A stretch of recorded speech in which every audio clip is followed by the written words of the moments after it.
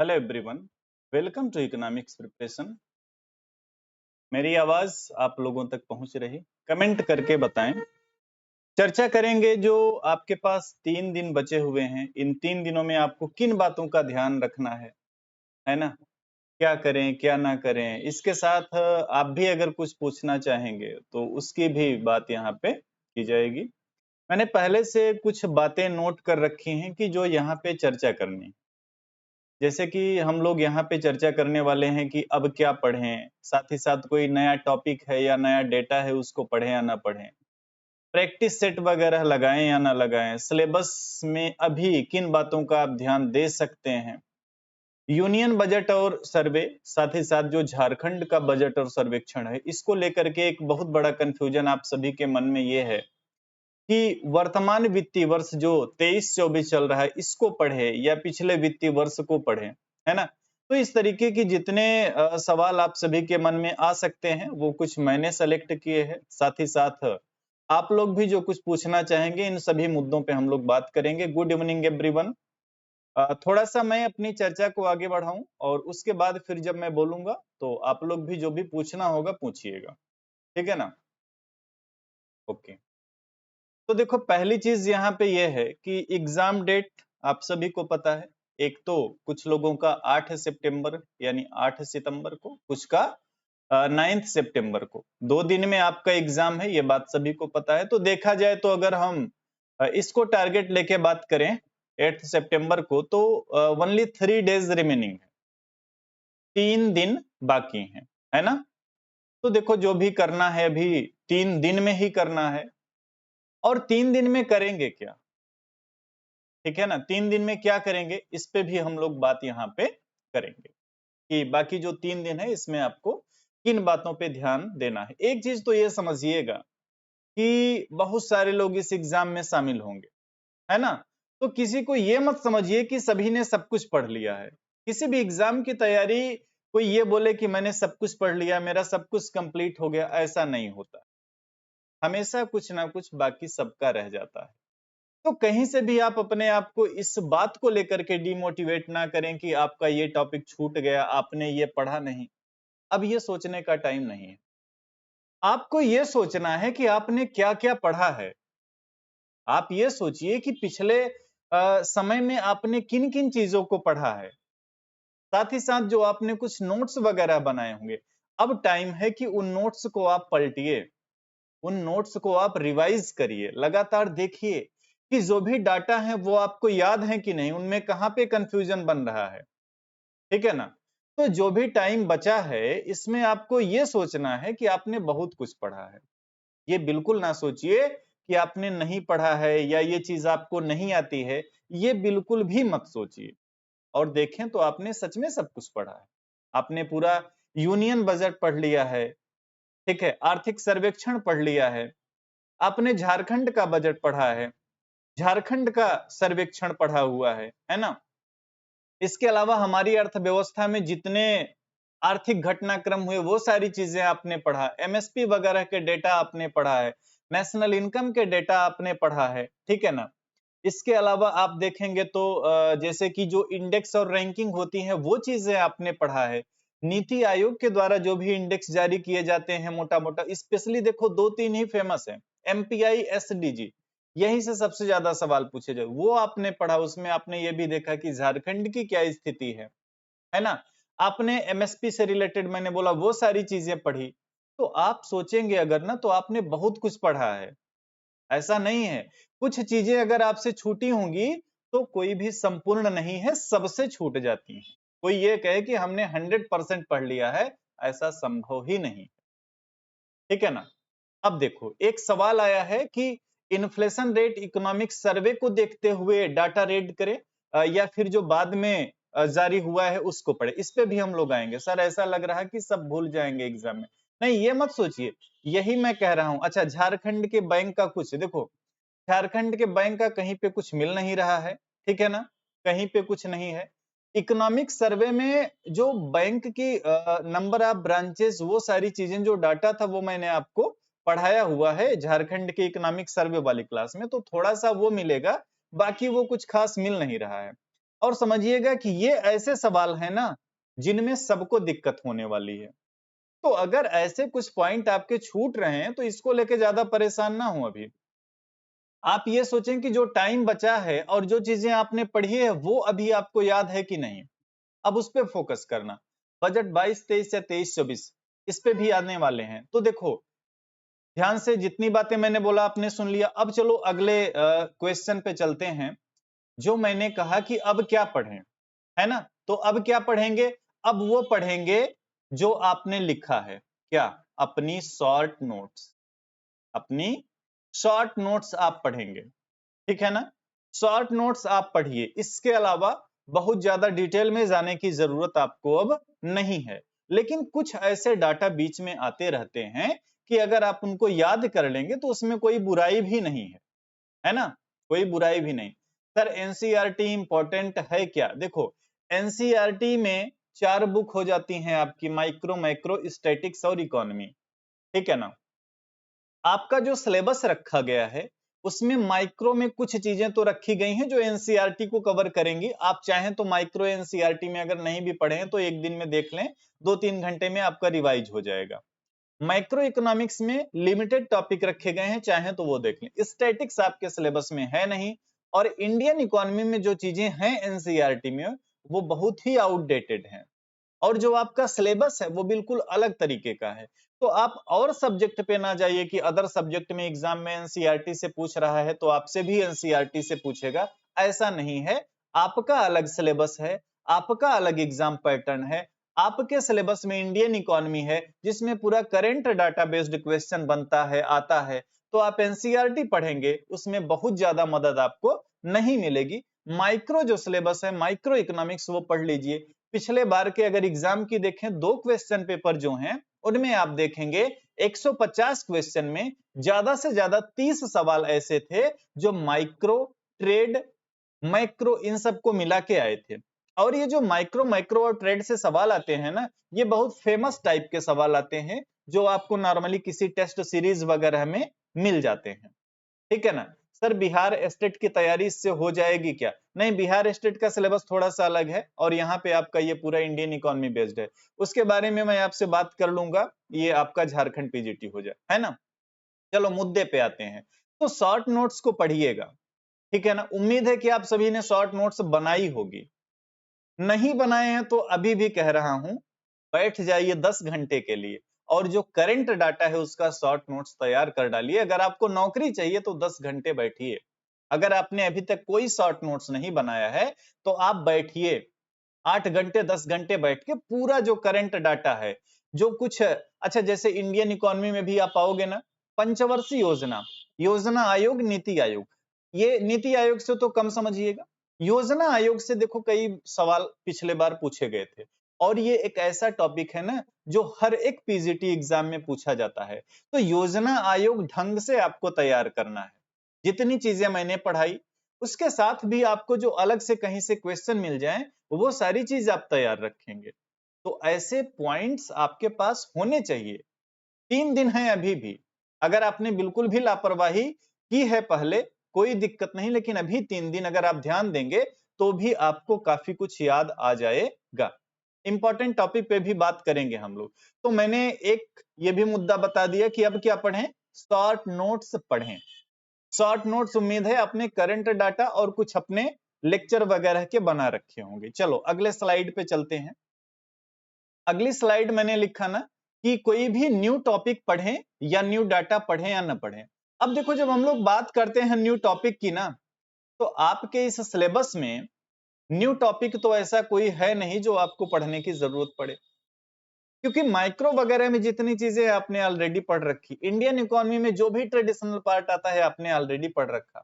हाँ, एक चीज है जो आपको नया मिल सकता है, आपको एग्जाम से एक दिन पहले तक नया मिल सकता है। जिन लोगों का 9 तारीख को एग्जाम है, 8 का जब एग्जाम हो जाएगा तो जिनका 8 को एग्जाम है वो कुछ आइडिया देंगे, और उसके बाद अगर आप 8 को रात में भी कुछ डाटा याद रखना चाहेंगे ना तो याद रख लेंगे, उसमें कोई दिक्कत नहीं है। जैसे कि अगर आपको याद करना हो कि भारतीय अर्थव्यवस्था की 2022-23 में growth rate, GDP growth rate कितनी रही, 7.2% रही।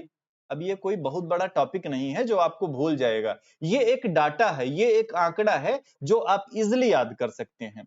तो अगर कोई आपसे ये कहे ना कि आप कुछ नया ना पढ़ें, मैं ये कहूंगा कि ये गलत बोल रहा है। अगर कोई ऐसा बोल रहा है, आप कोई नया टॉपिक ना पढ़ें, लेकिन नया डाटा आप पढ़ सकते हैं। नए डाटा को पढ़ने में कोई बुराई नहीं है, वो आपको आसानी से याद हो जाएगा। 2 बार 4 बार रट लेंगे, कैसे नहीं याद होगा, ठीक है ना।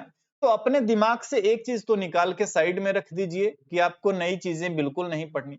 आप नए टॉपिक ना पढ़ें, लेकिन नए डाटा पढ़ सकते हैं। क्लियर है ना। आप एग्जाम से एक दिन पहले तक अगर आपको नया डाटा मिलता है, उसको तुरंत अपने नोट्स में नोट करिए और रट जाइए। गूगल करिए, कोई डाटा आपको चाहिए ना, तुरंत आप गूगल करिए, उसको अपना नोट करिए और उसको याद कर लीजिए। ये तरीका आपको अपनाना पड़ेगा। किसी भी प्रकार का अगर नया डाटा आता है, तो उसको लेके आपको ये नहीं सोचना है कि अब तो मेरा एग्जाम आ गया है, अब मैं इसको कैसे पढूं, है ना। ये बिल्कुल नहीं सोचना। आपको ये सोचना है कि ये डाटा है, ये तो इजिली हम याद कर लेंगे। जैसे कि मान लो आपने अभी तक, आप में से हो सकता है कुछ लोग ना पढ़े हों कि भारत का विदेशी ऋण कितना है ना, या भारत का बाह्य ऋण कितना है, विदेशी ऋण बाह्य ऋण, इस तरीके से आप इसको समझ सकते हो। तो अगर हम लोग बात करें, अब इसमें जैसे आप में से हो सकता है कुछ लोगों को ना पता हो, अभी आपके ग्रुप में मैंने ये भेजा हुआ था आंकड़ा। तो जैसे इसमें देखो, मार्च 2023, मार्च 2023 के अंत में ये कितना है, 624.7 बिलियन डॉलर। और ये कौन सा डॉलर, अमेरिकी डॉलर। तो देखो, अब ये चीज याद करना बहुत कठिन नहीं है आपके लिए। तो कोई भी अगर नया डाटा मिल रहा है, तो उसको आप याद कर लीजिए, ठीक है ना। हाँ, G20 इंपॉर्टेंट है क्या, G20 में एक चीज ये समझ लेना आप, हाँ, आई थिंक शायद मैंने G20 नहीं पढ़ा था, आप गूगल कर लेना, या मैं क्लास के बाद में आपको दे दूंगा इसमें थोड़ा सा नोट करके। ये सम्मेलन कहाँ हुआ, इसके पहले कहाँ हुआ, ये तो अपने इंडिया में, इसके पहले कहाँ हुआ, इसका अगला कहाँ होगा, शेरपा क्या है, इसका लोगो क्या है, ये थोड़ी सी जो बेसिक चीजें हैं ना, ये मैं आपको आज दे दूंगा, ये मैं आपके ग्रुप में नोट करके भेज दूंगा। तो ऐसे जो छोटे मोटे पॉइंट बनते हैं ना, इनको आप पढ़ने से बिल्कुल ना कतराएं। भले ही आपका एग्जाम 3 दिन है ना, लेकिन बिल्कुल ना सोचें कि आपको ये सब नहीं पढ़ना। आप जितना ये करंट चीजें, डाटा है ये ना, ये आप पढ़िए, इजिली पढ़िए। आप कोई टॉपिक ना पढ़ें, लेकिन ये डाटा आप पढ़ सकते हैं। तो एक तो मुद्दा ये हो गया कि नया टॉपिक पढ़ें या ना पढ़ें, तो इस पे हम लोगों ने बात कर लिया। अब देखो, एक अहम सवाल आपके माइंड में ये आता है कि 3 दिन आपका एग्जाम है और आपको कोई टेस्ट सीरीज या प्रैक्टिस सेट लगानी चाहिए कि नहीं। मैं बोलूंगा बिल्कुल ना लगाएं। क्यों ना लगाएं? क्योंकि ऐसा हो सकता है ना कि अगर आप जो है इस टाइम टेस्ट सीरीज या प्रैक्टिस सेट कोई लगाते हैं ना, अगर आपका स्कोर कम आ गया, यहां से आप डिमोटिवेट हो जाएंगे। आपको डिमोटिवेट नहीं होना है।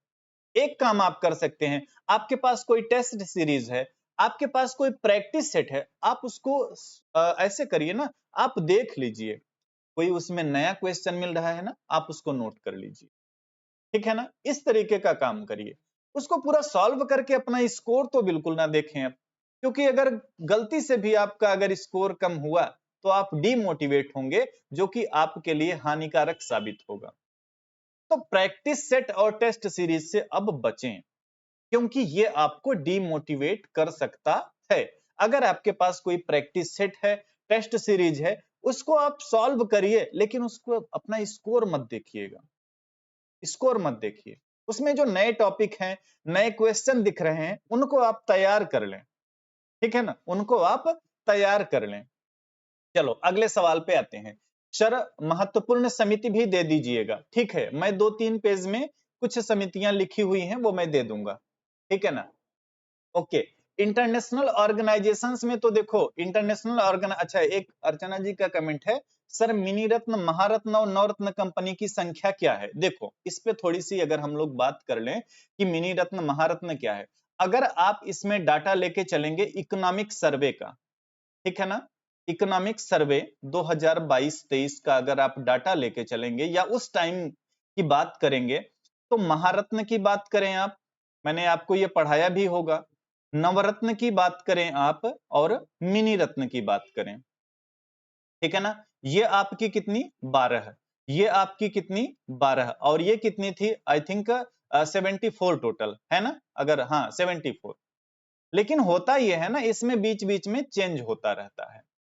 अब ये एग्जामिनर के मूड पे डिपेंड करेगा कि वो आपसे 12 उत्तर पूछ रहा है या 13 उत्तर पूछ रहा है या 14 उत्तर पूछ रहा है, क्योंकि आप सभी को पता है एट प्रेजेंट महारत्न भी 13 हो चुके हैं, है ना, नवरत्न भी 13 या 14 हो चुके हैं, इसमें भी थोड़ा सा वृद्धि हो गई। तो देखो जो सवाल बनेगा ना, अब उसमें हमेशा एग्जामिनर अगर थोड़ा सा भी अपना बुद्धिमत्ता दिखाएगा तो वो लिखेगा कि इस डेट तक हमारे यहाँ महारत्न कंपनियों की संख्या कितनी है ना। हाँ बिल्कुल बिल्कुल, ये महारत्न जो है अभी 13 है, सही बात है। लेकिन आप सोचो ना, आपका एग्जाम हो रहा है सितंबर में, क्या आपसे वो जून तक का डाटा पूछेंगे? सबसे बड़ा सवाल तो यही है कि आपसे वो डाटा 2022-23 का पूछेंगे या 23-24 का पूछेंगे, अभी उस पे भी हम लोग बात करेंगे। तो एक चीज समझना ना कि 12-12-74 मैंने आपको पढ़ाया है, ठीक है, एक तो वो याद रखना। उसके बाद जो थोड़ी सी वृद्धि हो गई, जैसे महारत्न 13 हो गए, नवरत्न 13-14 हो गए, इसको याद रखिएगा कि अगर वो दे दिया कि इस डेट तक कितनी है तो आप बता दें। अदरवाइज मेरा अनुमान यही है कि अगर यहां से सवाल पूछेंगे तो वो उसी टाइप का पूछेंगे जिसमें दिया रहेगा कि इस समय तक कितनी संख्या है, ठीक है ना। इंडियन एम्प्लॉयमेंट कितना है, अब देखो ये भी सवाल, जो हमारे यहाँ गरीबी और बेरोजगारी के आंकड़े हैं ना, गरीबी और बेरोजगारी के सही सही आंकड़े आपको गरीबी का तो बिल्कुल नहीं मिलेगा। गरीबी में जो भी आप आंकड़ा पढ़ना ना, वो जो पहले आए थे कि तेंदुलकर समिति ने क्या बोला, रंगराजन ने क्या बोला, वो सब आप याद रखना। बेरोजगारी पे जो आप डाटा याद रखें, इसमें देखो दो तरीके के डाटा आते हैं बेरोजगारी में। एक तो आता है क्या, CMIE, centre for monitoring Indian economy. अब इसका जो होता है ना, ये होता है मासिक सर्वे, है ना, यानी ये प्रत्येक माह के आंकड़े प्रकाशित करता है। और दूसरा एक आपका आता है क्या, PLFS report. PLFS report, PLFS report मैंने आपको पढ़ाई है, और PLFS रिपोर्ट में मैंने आपको बताई है कि हमारे यहाँ अनएम्प्लॉयमेंट रेट कितनी है अभी, 4.1%, है ना। और ये जो मासिक वाला है ना, इसको कितना पढ़िएगा आप, तो मेन फोकस आपका PLFS रिपोर्ट पे रहना चाहिए, है ना, PLFS रिपोर्ट पे रहना चाहिए, इधर आप इस पे ध्यान दें, ठीक है ना। ये चीजें हो गई, मिनी रत्न का आपका मामला सॉल्व हो गया।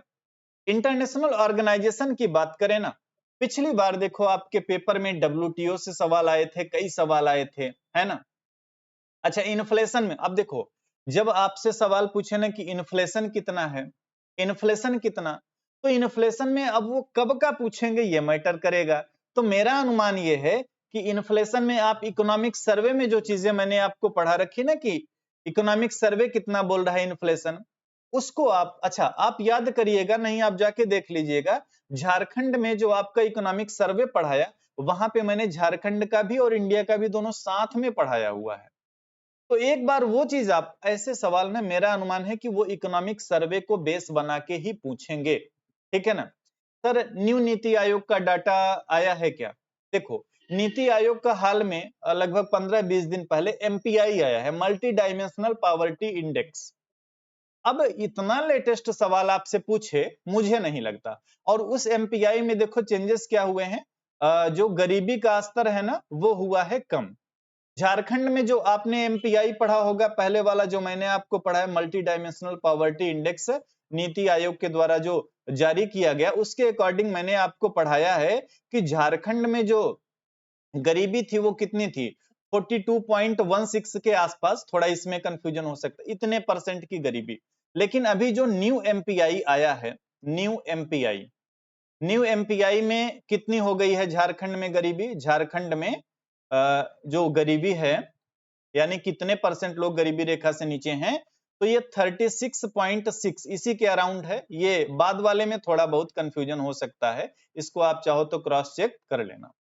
तो ये छोटा सा चेंज हुआ है ना, ये छोटा सा चेंज हुआ है। अच्छा अगर आपसे सवाल पूछे ना, अगर आपसे सवाल पूछे कि झारखंड में गरीबी कितनी है, तो आप ध्यान रखना उसमें सवाल कैसा पूछ रहा है।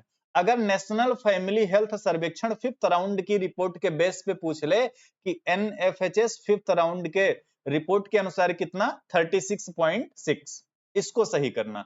अगर वो पूछता है कि नीति आयोग का जो मल्टी डायमेंशनल पॉवर्टी इंडेक्स आया हुआ पहले वाला, उसमें 42.16, ये चीजें झारखंड के इकोनॉमिक सर्वे में मैंने आपको पढ़ा रखी, तो ये चीज आप ध्यान रखना। बाकी नीति आयोग में कोई ऐसे लेटेस्ट चीज आई नहीं है, और जो बिल्कुल भी लेटेस्ट ये सब आई है ना, वो इतना लेटेस्ट आपसे पूछेंगे भी नहीं।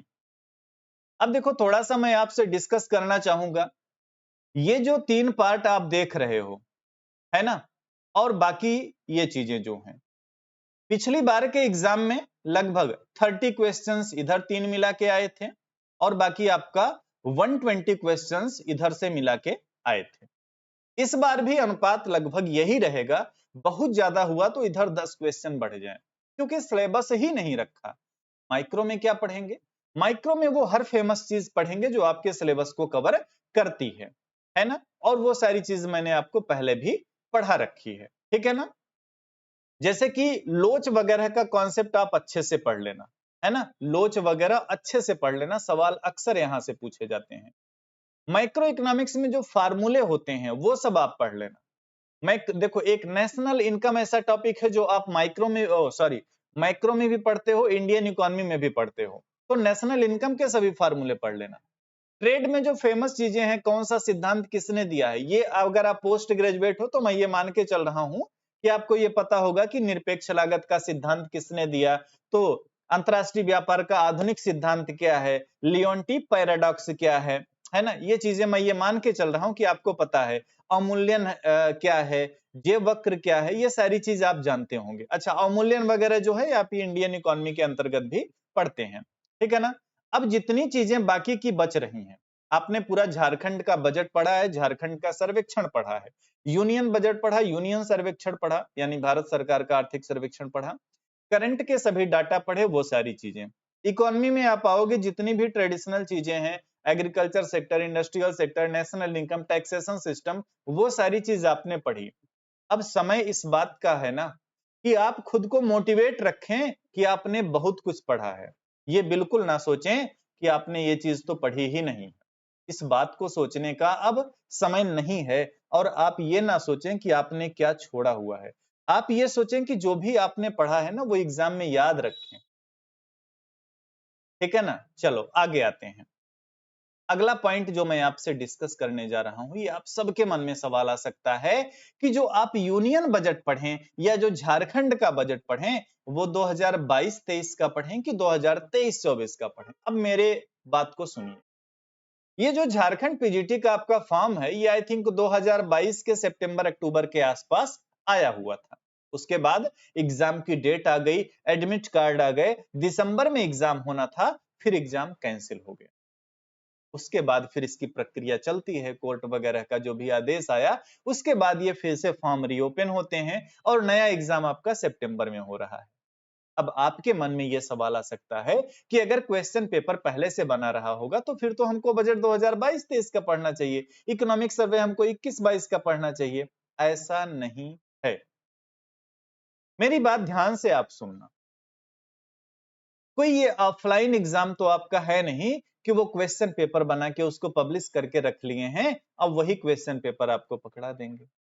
आप खुद सोचिए, अगर कोई क्वेश्चन पेपर नवंबर में बना, अब देखो दिसंबर में एग्जाम होना था पिछली बार वाला, तो अगर क्वेश्चन पेपर नवंबर में बना होता तो क्या वो अभी क्वेश्चन पेपर वही देंगे? ऐसा नहीं है। ये आपका ऑनलाइन एग्जाम है, ये आपका ऑनलाइन एग्जाम है, और ऑनलाइन एग्जाम में ऐसी लापरवाही वो बिल्कुल ना करेंगे कि वो आपको 1 साल पहले का क्वेश्चन पेपर पकड़ा दे, ऐसा मुझे तो नहीं लग रहा। लेकिन अगर आप फिर भी चाहते हैं तो बजट वगैरह में कुछ फेमस चीजें आप देख लीजिएगा, कुछ फेमस, बहुत ज्यादा टाइम नहीं लगेगा। झारखंड बजट में भी आप YouTube पे जाकर के बहुत सारे टीचर बनाए रहते हैं, आप जाइएगा, सर्च करिए झारखंड बजट 2022-23, 30-40 मिनट की वीडियो होगी, एक बार देख के थोड़ा सा नोट करिए। तो ये चीजें आप करिएगा, ठीक है ना। और मेरा अनुमान यही है ना कि मुझे नहीं लगता है कि वो इतना पुराना डाटा पूछेंगे। इसलिए आप लोग लेटेस्ट डाटा के लिए तैयार रहिएगा। बहुत ओल्ड डाटा पे आपको ध्यान देने की जरूरत नहीं है। मुझे नहीं लगता कि वो आपसे इतना पुराना क्वेश्चन पूछेंगे। ओके, ठीक है ना। तो इतनी चीजें हो गई। अब आप लोग कमेंट करके पूछिए कि आपको और किन मुद्दों पे बात करनी है। ठीक है ना, आप लोग कमेंट करके पूछिए कि आपको अब किन मुद्दों पे बात करनी है। फटाफट कमेंट करें। करंट डाटा से बहुत क्वेश्चन पूछे जा रहे हैं, करंट अफेयर से भी न्यू क्वेश्चन पूछा जा रहा है। अच्छा देखो, जो आपका पेपर 1 है ना, एक तो आपका पेपर 1 भी अच्छा, एक मुद्दे पे तो मैंने बात ही नहीं की आपसे। एक बहुत ही महत्वपूर्ण मुद्दा बचा हुआ है, चलो उस पे भी बात कर लेते हैं थोड़ा सा। देखो, जो आपका ये एग्जाम होना है ना, ये 2 शिफ्ट में है, या ऐसे आप बोलो ना, 2 पेपर हैं इसमें। एक आपका पेपर 1 है और दूसरा आपका पेपर 2 है। लेकिन आपके लिए महत्वपूर्ण क्या है? पेपर 2 है, क्योंकि इसी की मेरिट के हिसाब से आपका सिलेक्शन होगा। ये क्या है? क्वालिफाइंग है। 33% मार्क्स इसमें चाहिए आपको क्वालिफाई करने के लिए। 3 आवर का ये भी एग्जाम है। ठीक है ना। एग्जाम का टाइम आपका जो भी हो, मुझे एग्जैक्ट नहीं पता। हाँ, मैंने कहीं देखा कि आपका जो रिपोर्टिंग टाइम है, रिपोर्टिंग टाइम आई थिंक आपका 7:30 AM है ना, ऐसा कुछ है। और एग्जाम कितने से है? 9 AM से, इसी के आसपास मान लीजिए होगा। अब समझने वाली यहाँ पे बात क्या है, देखो, आपने प्रैक्टिकली एक बात अनुभव किया होगा। आपने प्रैक्टिकली एक बात अनुभव किया होगा। क्या अनुभव किया होगा? कि जब भी आप कोई एग्जाम देने जाते हैं ना, जब भी कोई आप एग्जाम देने जाते हैं, अगर आप 3 घंटे परीक्षा में बैठे होते हैं, तो आपका दिमाग जो है ना, थोड़ा सा भारी हो जाता है। होता है कि नहीं? होता होगा आपके साथ, सभी के साथ होता है ना। आप सोचिए, आपका एग्जाम आई थिंक 9 बजे से है, या इसी के आसपास कुछ होगा ना।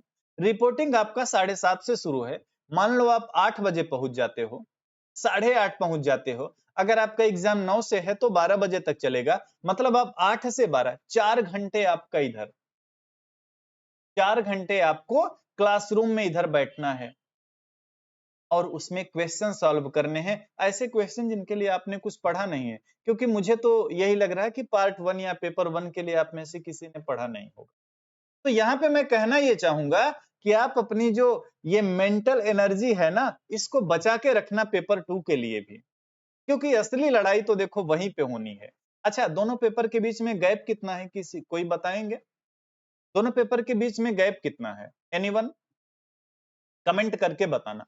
क्योंकि देखो, एक बात समझना, जब आप पहला पेपर दे के अपना निकले बाहर ना, आपके पास जितना भी टाइम रहे, एक बार अच्छे से हेल्दी चीज खाइएगा, बिल्कुल आपका सर दर्द ना होने पाए। बहुत लोग के साथ ये भी प्रॉब्लम होती है कि ऑनलाइन एग्जाम, वो स्क्रीन के सामने आप 3-4 घंटे बैठे रहेंगे, पता चला आपका सर दर्द भी होने लगा। इससे बहुत बड़ी प्रॉब्लम हो जाएगी आपके इकोनॉमिक्स वाले पेपर में, है ना। आपके इकोनॉमिक्स वाले पेपर में बहुत बड़ी प्रॉब्लम आ जाएगी। इसलिए जो आपका ये 2 घंटे का गैप है ना, इसमें आप ठीक से खाइएगा। बहुत ज्यादा लोड नहीं लेना है कि अभी मेरे को फिर से एग्जाम देना है, लेकिन उसके लिए आप अपने को मेंटली प्रिपेयर कर लेना। जब आप पहला पेपर दे के निकले ना, उसके बाद ठीक से खाइएगा, रिलैक्स कीजिएगा, सर दर्द ना होने पाए, आपका कोई टेंशन ना होने पाए, ज्यादा थकान ना लगने पाए। इन बात का आपको ध्यान में रखना है एग्जाम में, है ना। नॉर्मलाइजेशन में मार्किंग कैसे होगा? क्या आंसर गलत होने से मार्क्स कम हो गया क्या? ऐसा कुछ नहीं, इस पे भी बात करते हैं। देखो, एक चीज समझना ना, जैसे आपके 150 क्वेश्चन होंगे इकोनॉमिक्स में ना, 150 क्वेश्चन होंगे, है ना। और मैं ये मान के चल रहा हूं ना कि इस 150 क्वेश्चन में आप लोग जो है 100+ क्वेश्चन इजिली कर ले जाएंगे। 100+ क्वेश्चन आप इजिली कर ले जाएंगे।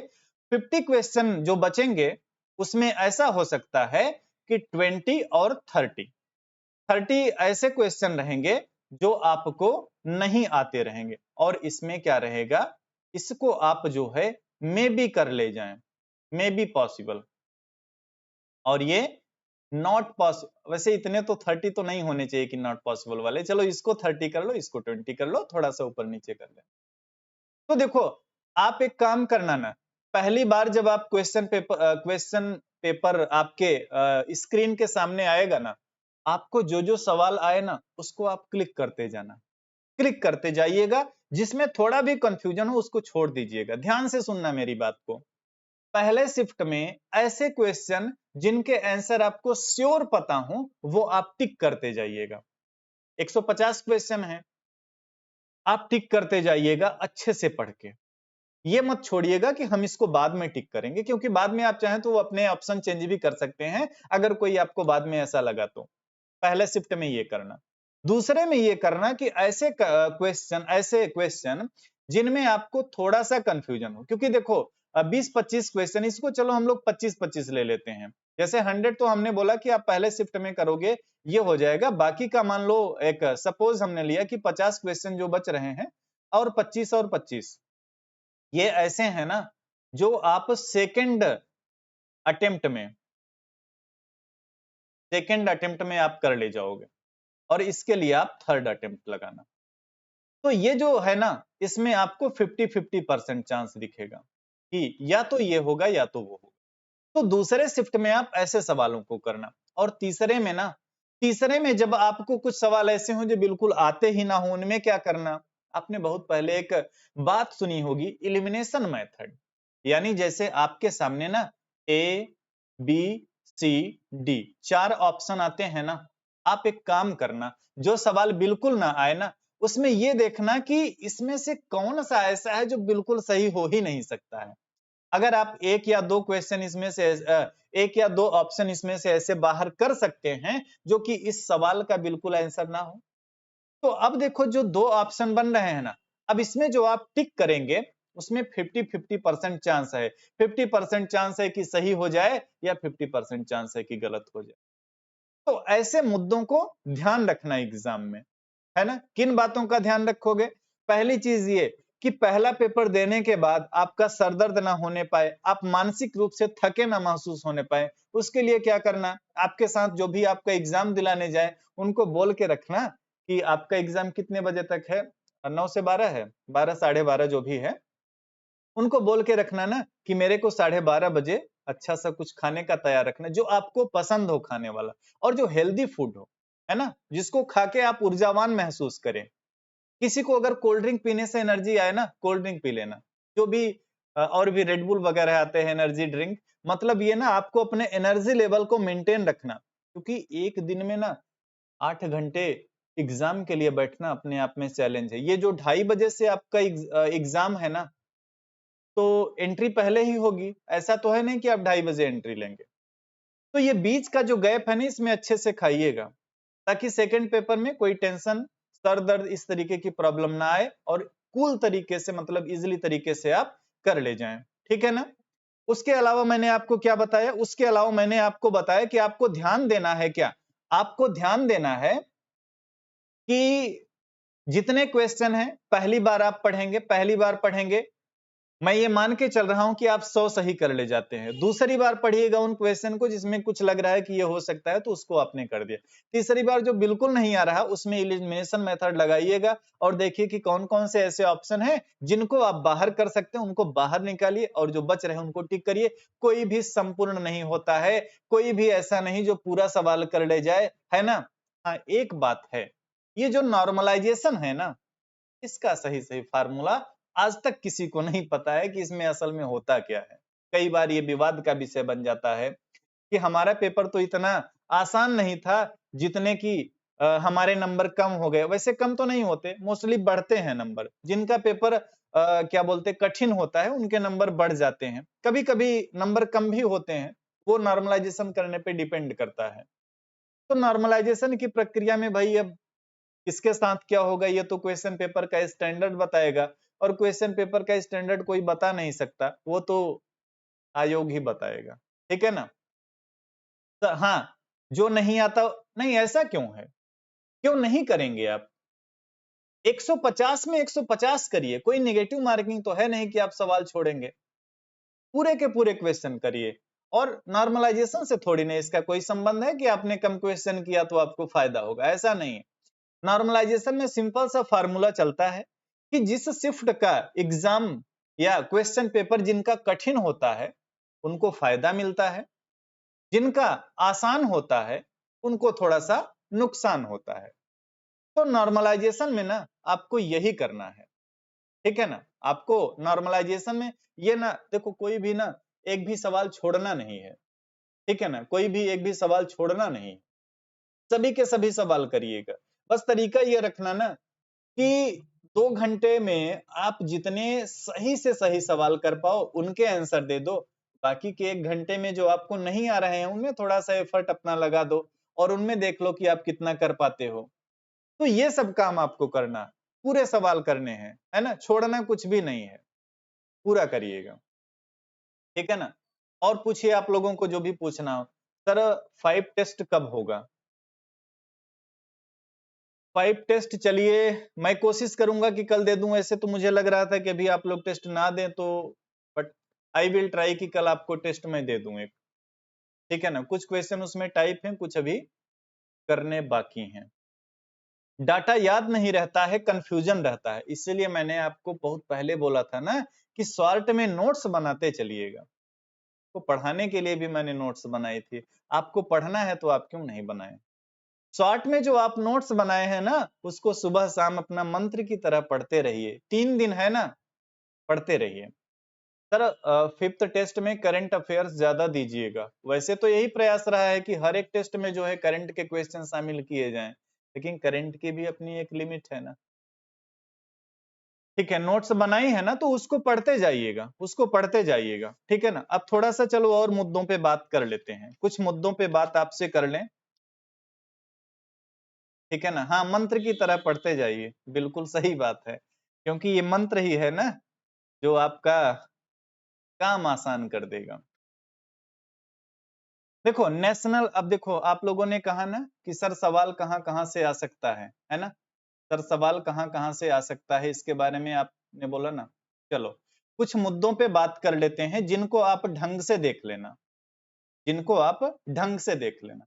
एक तो देखो अपना बहुत ही प्रसिद्ध मुद्दा क्या है, राष्ट्रीय आय,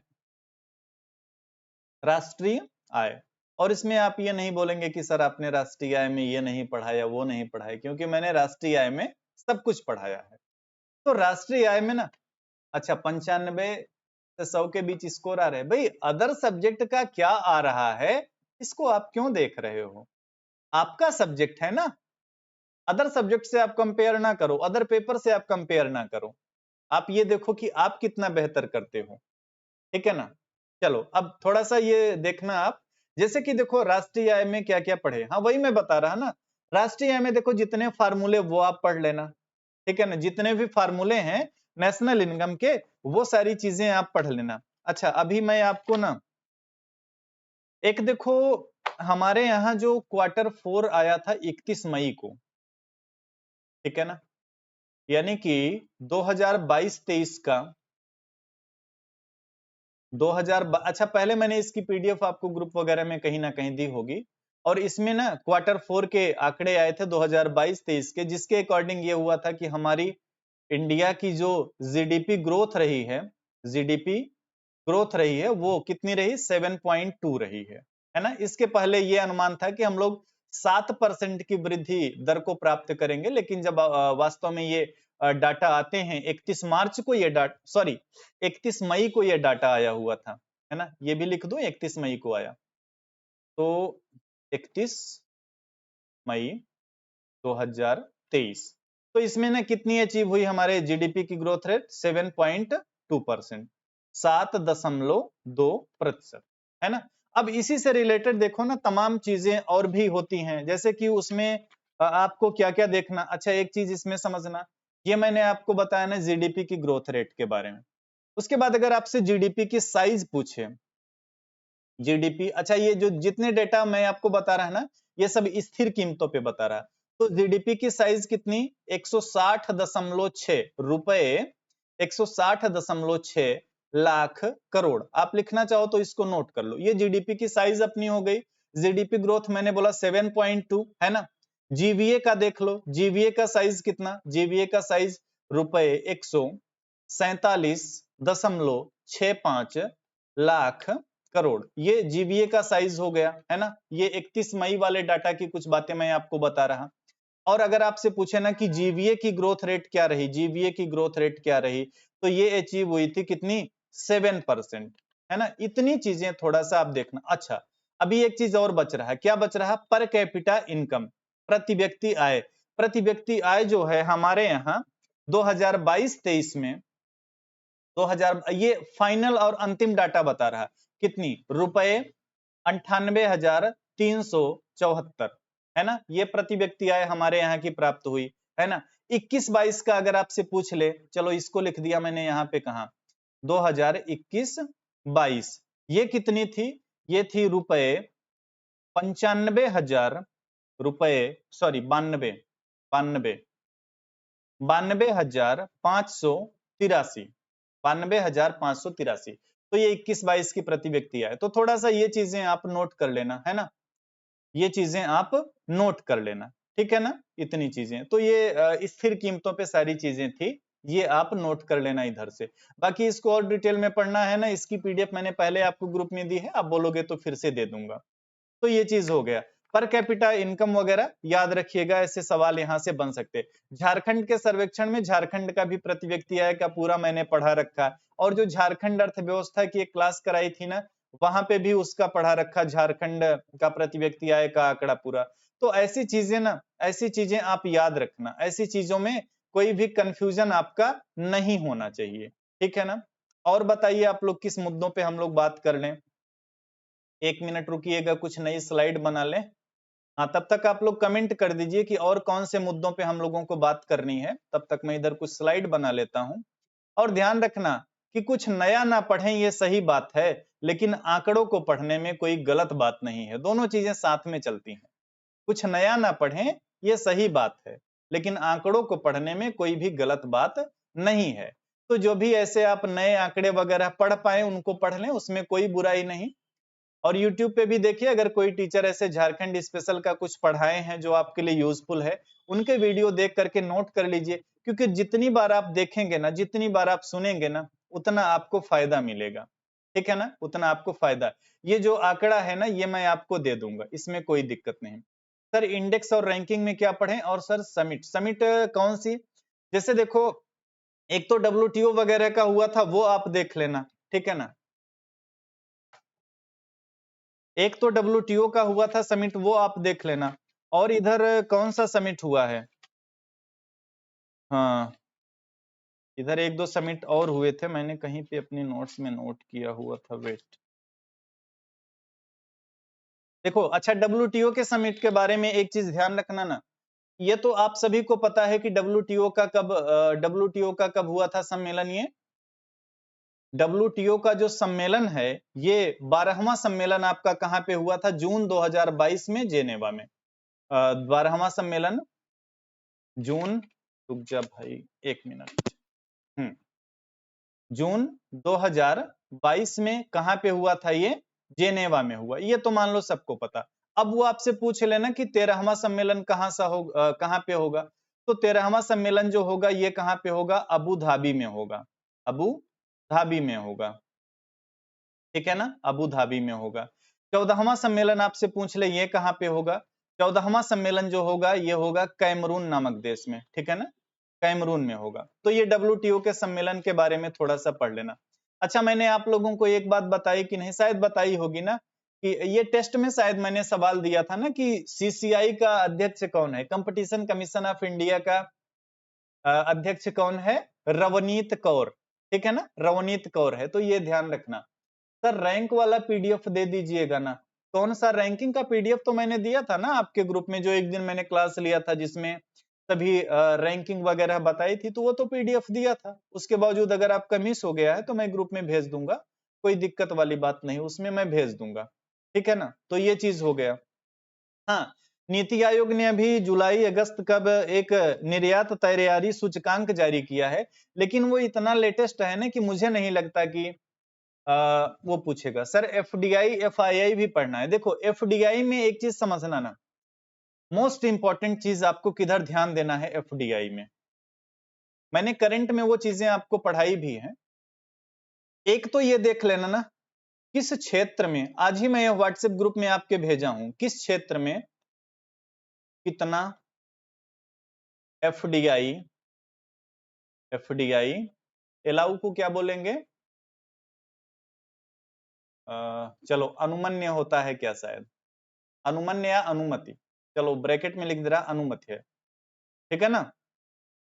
किस क्षेत्र में कितना एफडीआई अनुमन्य है, एक चीज ये देख लेना। दूसरा ये देखना ना कि 2022-23 में, ये 2022-23 में हमारे यहाँ पूरा एफडीआई कितना प्राप्त हुआ है, ठीक है ना।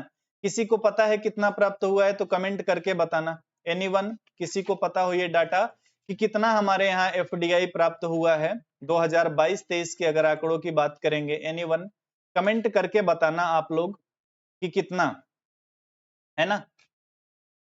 और ये कहां से मिलेगा? ये अंकटाड के द्वारा एक वर्ल्ड इन्वेस्टमेंट रिपोर्ट जारी की जाती है ना। वर्ल्ड इन्वेस्टमेंट रिपोर्ट जारी की जाती है और वो बताई कितना कितना हमारे यहाँ प्राप्त हुआ है। ये जो वर्ल्ड इन्वेस्टमेंट रिपोर्ट, चलो इसको लिख देता हूं, WORLD, वर्ल्ड इन्वेस्टमेंट, शॉर्ट में आप समझ लेना है ना। रिपोर्ट कौन देता है भाई? ये अंकटाड देता है, अंकटाड, अंकटाड देता है। और ये रिपोर्ट कब की? 2023 की। क्या बताती है कि भारत के द्वारा 2022 में कुल कितना 49 बिलियन डॉलर प्रत्यक्ष विदेशी निवेश अंतर्वाह, प्रत्यक्ष विदेशी निवेश अंतर्वाह प्राप्त किया गया, ठीक है ना। और इसमें सबसे ज्यादा कहां पे? यूएस को प्राप्त हुआ था 285। तो एक चीज इसको भी आप ध्यान में रख लेना। चलो एक कमेंट क्या आया कि सर अंकटाड भी पढ़ना क्या? देखो अंकटाड वगैरह ऐसी जो छोटी मोटी संस्थाएं हैं ना, अंकटाड हो गया, एशियन डेवलपमेंट बैंक हो गया। अच्छा ब्रिक्स, ब्रिक्स में कितने, अभी देखो जैसे ब्रिक्स का समिट हुआ ना, अब इतना तो लेटेस्ट आपसे पूछेगा नहीं, लेकिन ये समिट कहाँ पे हुआ ये ध्यान रखना है ना। ऐसी चीजें। एक्सपोर्ट इंपोर्ट में क्या पढ़े? अच्छा एक्सपोर्ट इंपोर्ट में देखो, एक तो ये देख लेना कौन सी शीर्ष वस्तुएं हैं जो आयात की जा रही हैं, कौन सी शीर्ष वस्तुएं हैं जो निर्यात की जा रही हैं। हमारा आयात किस देश के साथ सर्वाधिक है, हमारा निर्यात किस देश के साथ सर्वाधिक है, हमारा कुल व्यापार किस देश के साथ सर्वाधिक है, इस तरीके की तमाम चीजें। इसके अलावा एक चीज का मैं आपको आज डाटा दे दूंगा आपके ग्रुप में। क्या डाटा दूंगा? आयात व निर्यात के मूल्य, ठीक है ना। एक डाटा अगर आपने अभी तक नहीं पढ़ा है, आयात व निर्यात के मूल्य, आयात व निर्यात मूल्य, तो ये डाटा मैं आपको ग्रुप में दे दूंगा, इसको आप याद कर लेना, बहुत बड़ी समस्या नहीं। इसको देख के डरना नहीं कि 3 दिन एग्जाम बचा है तो हम कैसे याद कर लेंगे, ठीक है ना। अच्छा देखो समिट की बात चल रही थी ना, मैंने आपको बोला ना कि समिट कहां पे हुआ था। एक देखो आसियान होता है, ASEAN, आसियान के बारे में बाकी चीज आप पढ़ लेना। आसियान का एक शिखर सम्मेलन हुआ, आसियान का एक शिखर सम्मेलन कहां पे? इसका शिखर सम्मेलन 2023 जो हुआ, ये 42वां शिखर सम्मेलन था। ऐसी कुछ पॉइंट याद रखना ना। कब से कब तक हुआ? ये मई में हुआ, इसलिए आप थोड़ा सा देख लेना। 10-11 मई 2023 को कहां पे होता है? ये होता है इंडोनेशिया में, इंडोनेशिया, ठीक। तो ये चीज आप देख लेना, याद रखना है ना, याद रहेगा। आसियान का इंडोनेशिया में सम्मेलन हुआ, मई में हुआ था, 42वां शिखर सम्मेलन था। एक दो और छोटे मोटे पॉइंट की बात कर लेना, जैसे कि आप सभी एक पॉइंट याद रखना, क्रोएशिया नामक एक देश है, शायद ये सवाल मैंने क्वेश्चन में क्या बोले टेस्ट सीरीज में शामिल किया था। क्रोएशिया नामक एक देश है जो कि यूरो मुद्रा को अपनाया, यूरो मुद्रा अपनाया, ठीक है। एक ये भी पॉइंट याद रखना, मान लो ऐसे सवाल आ जाए। एक चीज और, new development bank, new development bank, new development bank, class खत्म होने के बाद गूगल करिएगा, न्यू डेवलपमेंट बैंक का देख लेना आप कौन इसका चेयरमैन है, यानी कि अध्यक्ष कौन है, ये नोट कर लेना। इसमें जो लेटेस्ट चीज आपको मैं बताऊंगा वो ये बताने वाला हूं कि 20 फरवरी 2023 को इस न्यू डेवलपमेंट बैंक का नया सदस्य कौन इसमें शामिल हुआ है? तो इसमें नया सदस्य जो शामिल हुआ है वो हुआ है मिस्र। इसे क्या इजिप्ट के नाम से भी जाना जाता है, EGYPT, है ना। तो ऐसे देखो ना, करंट का कोई अंत नहीं है, बहुत सारा है। इसीलिए मैं नहीं, केवी कामत तो पहले हुआ करते थे, अभी उनका नाम मुझे देखो सुमन शर्मा ने याद कर रखा, बहुत बढ़िया बात है, ठीक है ना। तो केवी कामत तो पहले थे, अभी देख लेना उसमें उनका नाम बड़ा विचित्र सा है, उनको आप नोट करके अपना याद कर लेना। तभी इंडस्ट्री का भारांक भी पढ़ना पड़ेगा। देखो जो कोर इंडस्ट्री ना, आईआईपी, अच्छा देखो आईआईपी में क्या ध्यान देना, आईआईपी भी मोस्ट इंपॉर्टेंट टॉपिक है आपके एग्जाम के लिए, है ना। तो देखो आईआईपी में, अब वैसे तो आईआईपी का हर महीने देखो आंकड़ा जारी होता रहता है, लेकिन आईआईपी में एक देख लेना, ओवरऑल ईयर का आप देख लेना 2022-23 में इसकी ग्रोथ क्या रही, ठीक है ना, इस तरीके से एक देख लेना। उसके बाद जो 8 कोर उद्योग हैं, 8 कोर उद्योग हैं, ये मैंने देखो आपको पढ़ाया भी है। 8 कोर उद्योग कौन कौन से हैं और साथ में इनका भारांक, किसका सबसे कम किसका सबसे ज्यादा, इतनी चीज ना आप आईआईपी में देख लेना। आईआईपी में इतनी चीजें आप क्या देख लोगे, ठीक है ना। अच्छा, आज ग्रुप में आपके एक मैसेज आ रहा था रेपो रिवर्स रेपो इन सबको लेकर के, तो एक चीज समझिएगा कि रेपो और रिवर्स रेपो की जब आप बात करोगे ना, तो आप देखोगे अप्रैल, उसके बाद कब आता है जून में, फिर अगस्त में, वो सब लगभग एक ही चीज चल रहा है।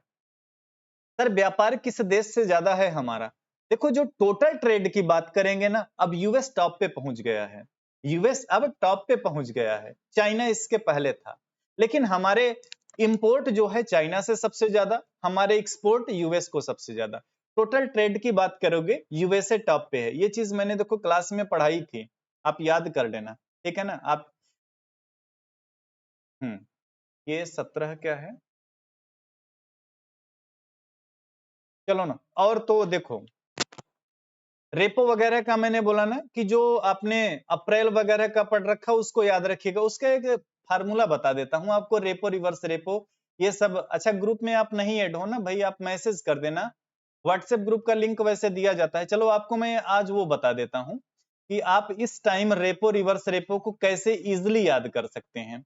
1 मिनट लगेगा, एक नई स्लाइड बना लूं, उसके बाद मैं आपको ये बता देता हूं कि repo reverse repo SLR CRR जो भी है ना, एक चीज लिखना, क्या 50 25 75, ठीक है।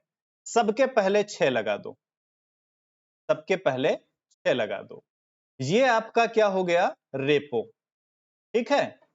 ये आपका क्या हो गया एसडीएफ, ध्यान रखना। अब रिवर्स रेपो की जगह एसडीएफ का प्रयोग आरबीआई कर रहा है, कई महीने हो गए, सालों होने वाले हैं, है ना। ये आपका जो है, इसको आप बैंक दर व एमएसएफ, एमएसएफ ये भी इतना ही, ये क्लियर है, 4 डाटा आपके ये हो गए। अब एक आपका बचता है रिवर्स रेपो, रिवर्स रेपो ये कितना, इसको ऐसे याद रखना 3.35। फिर आपका एक बचता है सीआरआर, कितना 4.5 है ना, बता देना कोई मिस्टेक हो, क्योंकि डाटा किसी से भी भूल सकता है, मुझसे भी भूल सकता है। एसएलआर कितना 18% या उससे ज्यादा, इसमें कंफ्यूजन हो रहा है, ये 18.5 है कि वो 4.5,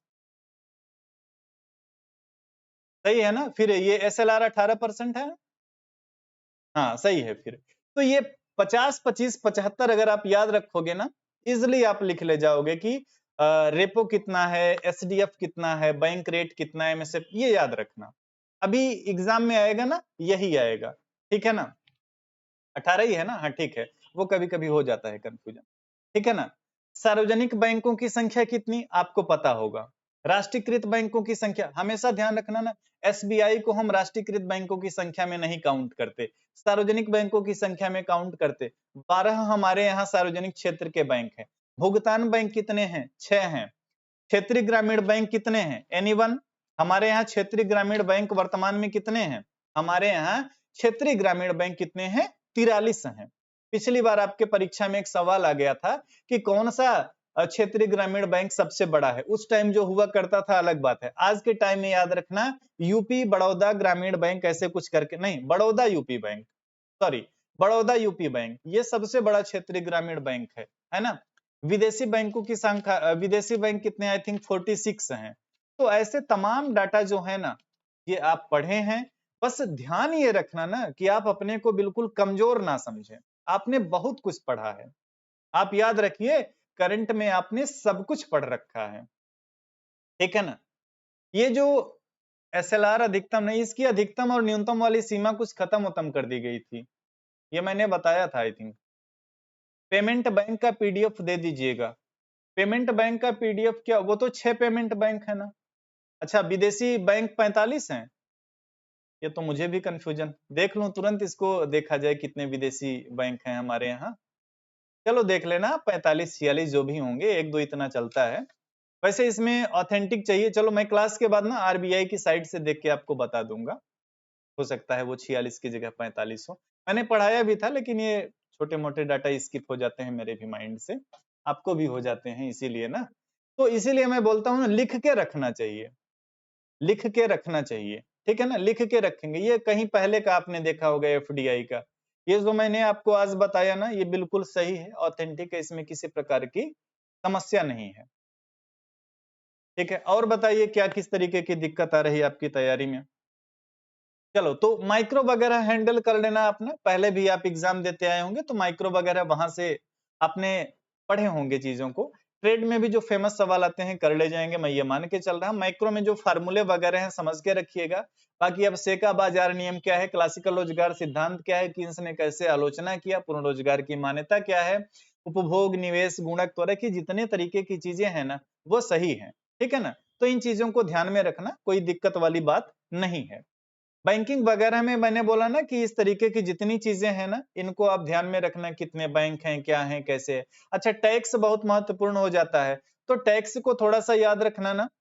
टैक्सेशन सिस्टम में देखो जितने प्रकार के टैक्स हैं वो, अच्छा देखो टैक्स में मैंने डिटेल में पढ़ाया भी था, तो उसमें भी तो कोई दिक्कत आपको नहीं होनी चाहिए। आईएसएलएम आपके सिलेबस में है ही नहीं। टैक्सेशन में देखो जितने भी टैक्स के प्रकार हैं वो याद रखना। जीएसटी को थोड़ा ढंग से याद रखना, है ना, तो जीएसटी से सवाल पूछ सकता है। हाँ, कितने सेक्टर में लाइसेंस जरूरी है, ये एक विवादित सवाल है। मोस्टली जगह आपको 5 मिलेगा, कहीं कहीं कुछ लोगों ने 4 लिख दिया है, अब क्या बताया जाए इसको। मेरी जानकारी में तो 5 ही थे, लेकिन आप लोगों ने ही शायद ग्रुप में कहीं पे 4 का कोई, लेकिन उसका कोई ऑथेंटिक डेटा नहीं मिला, तो 4 और 5 में देखो कंफ्यूजन है ना। नहीं, दो तो सार्वजनिक क्षेत्र के लिए जो आरक्षित हैं वो 2 हो गए। नहीं नहीं, वो तो देखो सार्वजनिक क्षेत्र के लिए आरक्षित उद्योग वो तो 2 हो गए, एक होता है लाइसेंसिंग के लिए, लाइसेंसिंग के लिए तो करंट में 4 है ना। इसका देखो मुझे ऑथेंटिक डाटा नहीं मिला, बट चलो ठीक है, आप लोग याद रखना तब 4 है और क्या। 5 मेरी जानकारी में थे, बट अगर आपके पास कोई ऑथेंटिक डाटा मिल गया है तो ठीक है, फिर उसको 4 ही ध्यान में रखना, ठीक है ना। चलो और क्या बच रहा है, इंटीग्रेशन अवकलन। देखो अवकलन में क्या है ना, वैसे तो ये आपके सिलेबस में है नहीं, लेकिन जो मांग की लोच निकालने का एक मैथमेटिकल टाइप का सवाल आता है ना, वो चीज अगर आपको करनी है ना, तो उसके लिए आपको अवकलन करना पड़ेगा, ठीक है ना। उसके लिए आपको अवकलन करना पड़ेगा। तो अवकलन अब देखो, अगर आप लोग बोलो तो मैं दे दूं, उसके लेक्चर हैं, मैंने यूजीसी वगैरह में पढ़ा रखे हैं, या मैं यूट्यूब पे पढ़ाया हूं, आप वहां से जाके देख सकते हो अगर आप देख पाओ। लेकिन मुझे लगता है कि अभी ना उलझें तो बेटर है ना, ना उलझें तो थोड़ा सा बेटर है। एमएसपी तो हो गया है ना। एमएसपी में देखो एक चीज समझना, एमएसपी को लेके क्या दिक्कत है। एमएसपी में देखो मैंने आपको एमएसपी पढ़ाया था ना, मैंने डायरेक्ट आपको वेबसाइट पे दिखाया था, क्या सीएसईपी की जो वेबसाइट है वहां पे स्पष्ट लिखा था 23। बोलिए तो फिर से दिखा दूं, 23 है ना, 23 मान के चलिएगा, इस बार 23 मान के चलना है एमएसपी में, 22 को साइड में रखिएगा, ठीक है ना। और आप याद करिए मैंने आपको एग्रीकल्चर वाले में डायरेक्ट वेबसाइट पे जाके दिखाया हुआ था, तो 23 ही आप मान के चलना। और बताना कहाँ पे आपको कंफ्यूजन हो रहा है, ठीक है ना। हाँ एक चीज समझना ना, योजना आयोग जितनी योजनाएं पंचवर्षीय बनी ना, इनको एक एक करके ढंग से पढ़ लेना। मैंने जो पढ़ाया उसके अलावा भी अगर आपको कुछ कहीं से मिल जाए ना, नोट करके देख लेना, 3 दिन में जो भी बचे हैं कैसे कैसे सवाल बन सकते हैं, तो इसको ढंग से पढ़ लेना। गरीबी के जो प्रकार वगैरह है ना, उनको थोड़ा सा कंफर्म रखना आप, है ना। गरीबी के जो प्रकार वगैरह है उनको आप कंफर्म रखना अच्छे से। अच्छा हाँ, वित्त आयोग भी मैंने देखो आपको पढ़ा है ना, उसको भूलना नहीं है, क्योंकि पिछली बार वित्त आयोग से सवाल नहीं आया, तो ऐसा नहीं कि इस बार भी नहीं आएगा।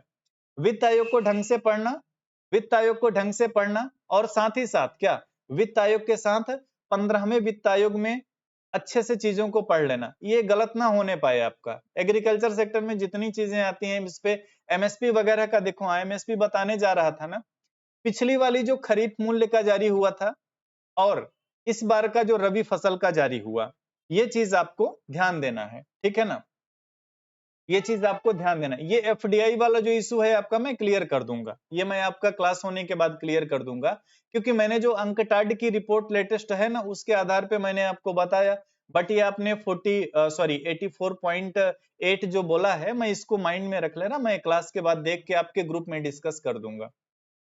जीडीपी में तीनों सेक्टर की हिस्सेदारी, देखो सरकार ने जीडीपी में तीनों सेक्टर की हिस्सेदारी देना बंद कर दिया है, जीवीए भी देना बंद कर दिया, वो अलग अलग जीवीए की ग्रोथ रेट देना शुरू करी है। तो ये जो पहले आपको मिल जाते थे कि प्राथमिक क्षेत्र कितना, द्वितीय कितना, तृतीय कितना, अब वो नहीं मिलेगा, सरकार जारी ही नहीं करती है, ठीक है ना। आप कोई भी, आप इकोनॉमिक सर्वे उठा के देख लीजिए, कुछ भी उठा के देख लीजिए, आप कोई भी रिपोर्ट उठा के देख लीजिए ना, उस तरीके की चीज आपको नहीं मिलेगी। तो वो चीज अब बंद हो गई। किस स्कीम में कितना पैसा खर्च हुआ सर, ये भी पढ़ना है। देखो कुछ फेमस योजनाएं पढ़ लेना।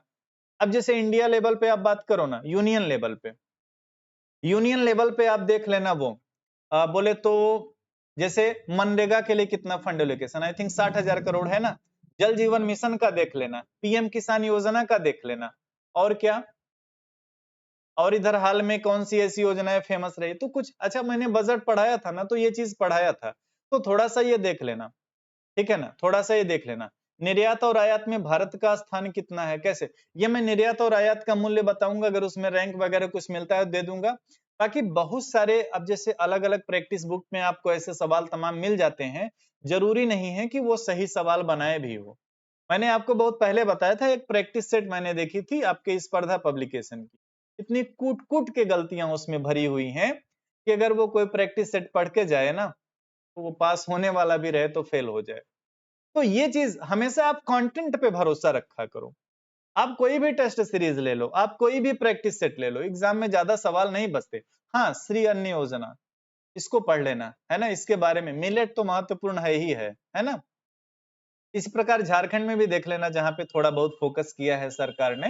तो ऐसी चीजें देखो आप, कोई दिक्कत नहीं, आप बजट पे चले जाओ, फिर से एक बार देख लो, इकोनॉमिक सर्वे देख लो, ये सारी चीज देख लो। सर यूथ बेस्ट है, यूथ का प्रैक्टिस सेट झारखंड का भी आया है क्या, मेरी जानकारी में तो नहीं है।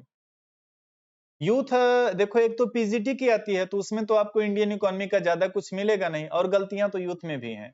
लेकिन जितनी गलतियां मैंने इस स्पर्धा में देखी ना, उन्होंने छोटी छोटी बहुत सारी गलतियां की हुई हैं। तो ऐसी चीज को ध्यान रखना है ना, ऐसी चीज को ध्यान में रखना है। हमेशा आप अपने कंटेंट पे भरोसा रखें, आप अपने स्टडी मटेरियल पे भरोसा रखें। बहुत ज्यादा टेस्ट सीरीज, बहुत ज्यादा इधर उधर के प्रैक्टिस सेट, इनमें बिल्कुल भी नहीं है ना, इस पे बहुत ज्यादा आपको देखने और ध्यान देने की जरूरत है नहीं, ठीक है ना। तो ऐसी चीजों पे भरोसा रखें, ठीक है। और इसके अलावा एक चीज ध्यान में रखना, मैं देख रहा था पिछली बार जो आपका एग्जाम हुआ था, उसमें झारखंड से रिलेटेड मैक्सिमम 15-16 सवाल आ रहे थे, ठीक है ना, मैक्सिमम 15-16 सवाल आ रहे थे।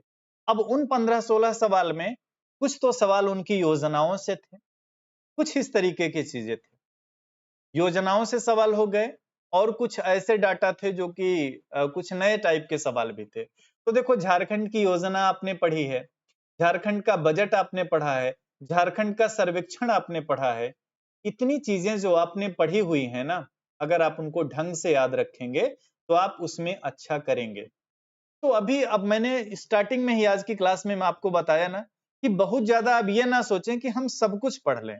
हाँ, कोई नया डाटा मिलता है उनको पढ़ें, इन्हीं बातों पे आपको ध्यान देना है, इन्हीं बातों पे आपको अपना फोकस करना है ना। औद्योगिक नीति 1991 ढंग से पढ़ लेना, एमआरटीपी एक्ट वगैरह जानते ही हो आप पहले से। सीसीआई क्या मैंने बताया, उनके चेयरमैन अभी कौन, रवनीत कौर है, उनको नाम याद रखना, ठीक है ना। नीति आयोग वगैरह, अच्छा करंट में जितनी चीज मैंने आपको अब तक पढ़ाई उसको ध्यान रखना। दूसरी चीज, जो आपको टेस्ट दिए गए ना, टेस्ट सीरीज, उनके एक एक क्वेश्चन आप ढंग से देख लेना। कुछ क्वेश्चन मैंने बहुत ईमानदारी से खुद से बनाए हैं करंट के, सर फार्मा उद्योग क्या है बता दीजिए। फार्मा उद्योग वो फार्मास्यूटिकल दवा वाला है क्या, उसकी बात है?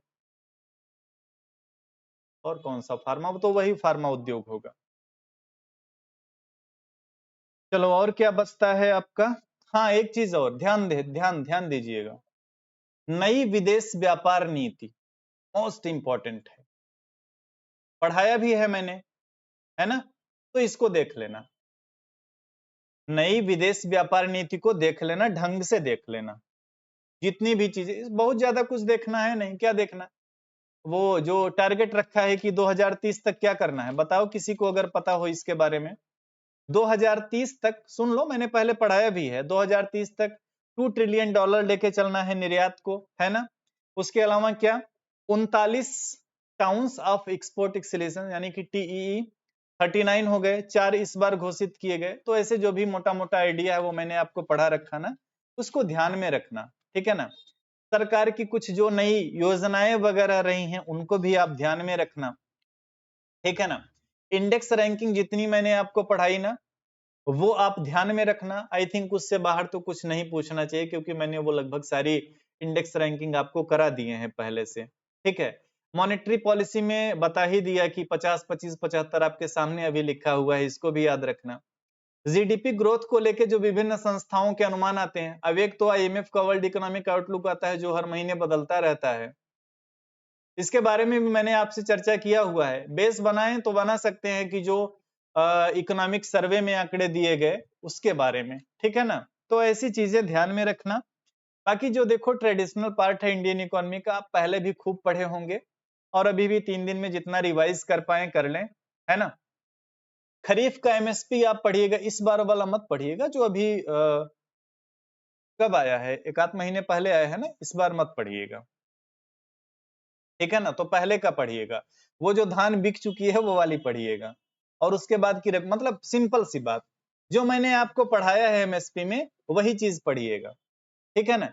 जो मैंने आपको एमएसपी में पढ़ाया है वही चीज पढ़िएगा, उसके अलावा एमएसपी में आपको नहीं पढ़ना। अच्छा इकोनॉमिक्स का नोबेल का नाम वगैरह याद है ना, किसको मिला, क्यों मिला, किस लिए मिला, इस तरीके की बातें, ठीक है ना। तो वो ध्यान में रखना। महारत्न मेरी रत्न ये सारी चीजें मैंने आपसे कर दी है, एफडीआई की चर्चा कर दी, झारखंड बजट हो गया, झारखंड सर्वेक्षण हो गया, झारखंड की योजनाएं वगैरह मैंने आपको पढ़ा दिया। तो देखो इतनी चीजें लगभग आपको ध्यान देने वाली हैं। और जो इंडियन इकोनॉमी में ट्रेडिशनल चीजें हैं वो आप ये मान के चलो कि पहले भी आप खूब पढ़े हो और अभी भी आप 3 दिन पढ़ोगे। इसके अलावा एक बात ध्यान देना, मेरा नंबर आप सभी के पास है क्योंकि मैक्सिमम लोग ग्रुप में जुड़े हैं। आप में से कोई ऐसे लोग जो कि ग्रुप में नहीं जुड़े होंगे ना, उनको मैं अपना नंबर बता दे रहा हूं, वैसे होगा आपके पास 7905709366। और नंबर बताने के साथ एक बात और बता दूं ना, देखो जितने डाटा है ना तमाम, ये किसी को पूरे याद नहीं होते हैं, मुझे भी पूरे डाटा नहीं याद होते हैं। लेकिन आपको जो भी डाटा चाहिए, किसी भी डाटा में अगर आपको प्रॉब्लम आ रही है, कोई आप नहीं ढूंढ पा रहे हैं, आप मुझे मैसेज करिएगा व्हाट्सएप पे, फुल सपोर्ट है। जो भी आप पूछेंगे मुझे आता रहेगा, मैं तुरंत आपको रिप्लाई करूंगा, नहीं मैं सर्च करके करूंगा, लेकिन आपकी प्रॉब्लम सॉल्व करूंगा, ठीक है ना। सर अब सभी को नाश्ते में समोसा खिला दीजिए। कहाँ, झारखंड बहुत दूर है ना। और आप तो शायद यूपी के हैं, बाकी मैक्सिमम लोग झारखंड के हैं, तो नाश्ते में समोसा कहाँ से आएगा। हाँ तो समझिएगा, ये नंबर है मेरा ना, इस पे आप व्हाट्सएप कर देना। जो अभी आप लोगों ने कमेंट भी किए ना तमाम तरीके के डाटा, देखो पूरा डाटा मुझे भी नहीं याद है, लेकिन हाँ आप अगर करेंगे मुझे मैसेज, तो जो भी आपको डाटा चाहिए होगा वो मैं खोज के जहां से भी मैं आपकी प्रॉब्लम सॉल्व कर दूंगा। क्लास कंप्लीट होने के बाद भी अभी 1 डेढ़ घंटे बाद आप मैसेज करना शुरू कर सकते हैं। जिनको भी जो भी डाटा है ना, वो जो भी प्रॉब्लम है आप मुझे फटाफट मैसेज करना, मैं आपको बताऊंगा। संगीत कुमारी जी, संगीता कुमारी आई थिंक आप हैं, मुझे बहुत प्रॉब्लम होती है क्योंकि मैं लाइव क्लास नहीं देख पाई। आप लाइव नहीं देख पाई हैं तो आप उसको रिकॉर्डेड फॉर्मेट में देख लीजिए, है ना। Kindly provide economist and their books. अब ये तो अपने आप में बड़ी चीज है, वैसे मैंने इसका यूट्यूब पे एक वीडियो अपलोड कर रखा है, अगर आप चाहें तो उधर से जाके देख सकते हैं, ठीक है ना। तो ये ध्यान में रखना, आपके एग्जाम तक लगभग अभी कितने आवर बता दूं, फुल सपोर्ट तो नहीं रहेगा, लगभग 18 आवर, 18 घंटे का सपोर्ट है।